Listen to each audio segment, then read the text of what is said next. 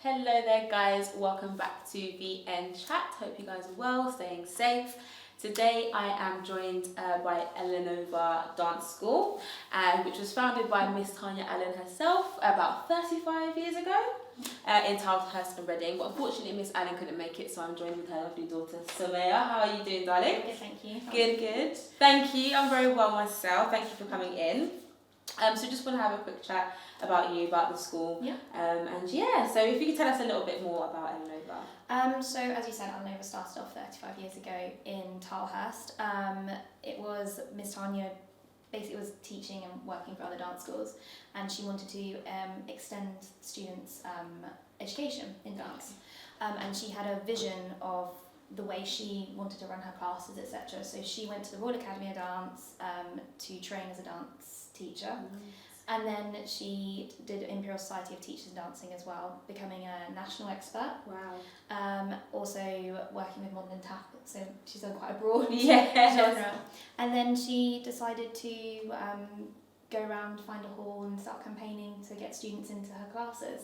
Awesome. Yeah, with my nan. Oh yes, of course. So it's all in the family. Yeah, So it's all in the family. So was your nan kind of her influence? Would you say, of her growing up? I think my nan's had a very strong work ethic. So my nan doesn't come from a dance background, but she's very creative. So she paints and she sings. Oh wow. So yeah, she nice. had So she's always had a creative background. My granddad's the other way. He used to be a postman. Oh bless. It's still a viable job, and we all need postmen, you see. Definitely. So but yeah, so my nan really pushed her to branch out, develop, and I've got quite strong females in my family as well. So female power. That's what we like. So what kind of dance types do you actually teach at the academy? So we teach modern tap, ballet. Miss Tanya's a Royal Academy of Dance examiner, so she does. She does everything. Yeah, so literally. she does everything. Acrobatic arts as well, and we do commercial. Because that's my background, so I trained at London Studio Centre, which is one of the main colleges in London. Right. And I actually worked for MTV for a while, doing like bits of music videos here and there. So many moons ago. You say that when you look like about 21. Like, how many moons ago could you have gone? Yeah, I went when I was 16 and now I'm 28. So She's lying. She's not 28. Wow, that's amazing. So you've done quite a lot in your career already. Yeah. Perfect. And which would you say is your kind of favourite? Which do you teach specifically? Actually? So I teach modern and tap. Okay. I absolutely, to be fair, I actually enjoy tap. I used to hate it when I was younger. It used to make me have heart palpitations. Now I just love teaching it. It's really funny. It's quite an upbeat type of dance as well, and you need to be quite fit, I would assume. Yeah, definitely. I think tap's one of the most hardest things. I mean, all dance is pretty difficult, contemporary, everything.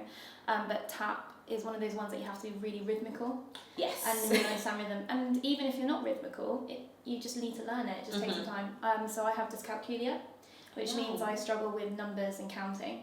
So obviously tap's like 5 and a 6, 7 and an 8, 1, 2 and 3, 4, and I have to practice singing it in my head quite a lot. So do you think that tap has kind of helped you with your, I cannot pronounce... Dyscalculia. Wow! That is much of a tongue twister. Yeah. So it helps you quite a lot with that. Definitely. Awesome. Oh my god, that's quite cool. Okay, so given the whole situation with, lockdown, COVID, and not being able to kind of be physically interacting with your students, how have you kind of adapted given the situation? So, as most dance schools, we've all moved on to Zoom. It's good to have that interaction and being able to spend that time with the students, even though it's online. Yeah. But it's still, and a lot of them don't have a lot of space, but being able to still get them to carry on dancing is so important, especially for their education and their mental health. Yes. 100%. So I put out a petition with change.org to make sure that, to ask the government to see dance qualifications, especially vocational exams, that are level 2, level 3, level 4 qualifications, to make them mandatory and part of an education, because dance in its own way is an education. It is, definitely. You can make careers from it, etc. So it is, it's the same as singing. You can do exams and things in singing, and it's really important and we've got about 36,000 signatures now. Wow. So it's doing really, What's your really goal kind of to reach in terms of signatures? Well, I mean, 100,000 would be perfect. Yeah. That would be great. But so that then they would actually Parliament then take it forwards to discuss it. Okay. And actually take dance and the arts In general, seriously. yeah, definitely. You know. Because they're always the first to be shut, you know, with the youth centres or music studios and things. It's really Exactly. difficult for creatives, especially right now with all the venues being shut and us not being able to express Exactly. the way that we're used to. Yeah. So it's really difficult. So yeah, definitely if you could pass on like a link and everything, we can probably That would be put that out to fantastic. share that out. So definitely sign on that petition.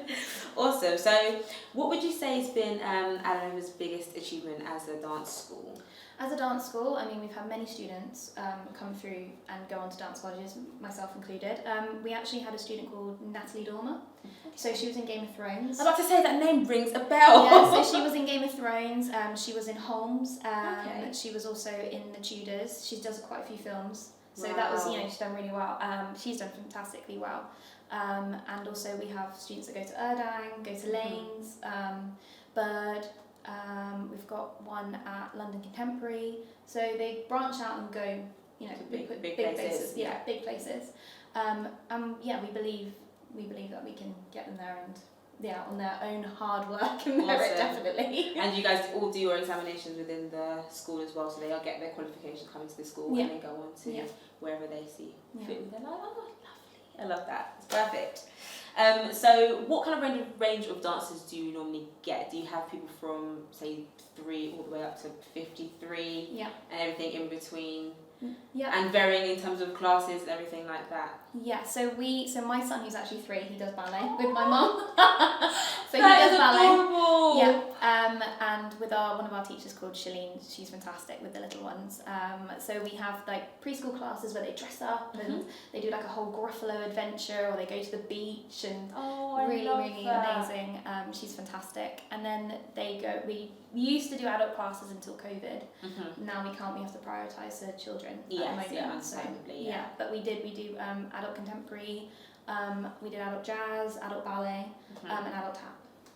Awesome. And do you find that when they come into the school at quite a young age, they tend to kind of stay with you and grow with you as well? Yeah, that's the biggest thing for our school, is keeping like a family. Yeah. I mean, a lot of dance schools, I can't speak for everybody, but a lot of dance schools tend to, I don't know, they have that, it's competition. Yeah. You're about competition, you're about being this, that, the other, but they don't have that kind of family sort of nurture. So we're quite holistic in our way that we kind of teach. Yeah, and just talk to the students, etc. Awesome. So. But do you still encourage students to, if they wanted to compete or go into competitions? Have you done that before as well? Yeah, definitely. So the ones that, I always say that the ones that are less confident in something, for example tap, should definitely try and do competitions. Just to see what's out there, just to just to get that foot on the stage, and you never know, you might develop a love for it. That's true. And first competition is always a bit dodgy, like it's always and you always, but it's being able to build that resilience within yourself. And then being able to develop from there is really important. Being confident in front of an audience as well. Yeah. Awesome. So would you say you have any favourite success stories from any of your students? Well, Natalie Dormer, definitely. Yeah. And then I think we've got a young girl called Lucy, who is at Erdang. She's doing fantastically well, which is really, really good. Phoebe is at Arts Ed at the moment. And we had a student called Liz who's doing cruises, and well, not at the moment, but she was on cruise ships, etc. And I think I think the students for themselves will be able to show. To say and show, that there is a testimony in itself. Perfect. And have you yourself, have you performed on any big stages or had any memorable performances at all? Yes, so I did a dance music video with Crepton Conan. Oh, no way! Yeah, when they were first starting out, and Luke Bingham. And then I did one with Camden Cox. Okay, And then I did a couple of Bollywood films. No way, awesome! Yeah. So, and then I worked in Cyprus for about 6 months developing shows and dancing, etc. So I've done All England's festivals and things, and I've worked with choreographers like Simeon Kisei, who's Bird Gang. That was in my time at college, which was amazing. So I've done quite a What was your favourite? I would probably say the music video scene. Yeah. So working in with music videos was really, really interesting. I think it's just because of the diversity. Yes. Yeah, the diversity within it. Because I've done English youth ballets and all that sort of things, but I think now the ballet industry is just starting to be very diverse. Yes. And just starting to open up, like Misty Copeland, for example. Exactly, yeah. So, but I find just the inclusivity and diversity in music videos is my favourite, I guess. I'll keep you in mind. If I ever do another music video with dancers, I'll give you a call, definitely. Yes, that'd be amazing. Awesome. So what is your plan kind of with the school in Allenova for the rest of the year? I mean, we're in towards the end of the year now, heading into 2021, hoping that's going to be a little bit freer and a little bit better than this year was. Yeah. But is there anything that you kind of want to achieve this year at all? I think Miss Tanya really wants to just keep the school running. That's the main thing. Yeah. I mean, we've had a lot of friends who've closed down due to lockdown. Right, yeah. And it's all independently run and everything, Yeah, so it's all kept in the family and run independently. So it's just really keeping the school going and being able to show children that even though maybe the government don't like the which is the wrong word really, that they're not supporting the arts. That's probably the right word to say.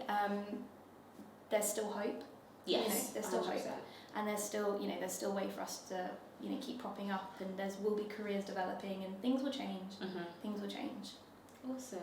So where can we find more information about you guys, about the petition, for example, and what you guys might be doing in the near future? So it's all on our website, allenova.co.uk, or our Instagram, so Allenova Dance. If you just type in Allenova or Allenova Army, you'll find our hashtags. Awesome. And also our Facebook page, the Allenova School of Dancing.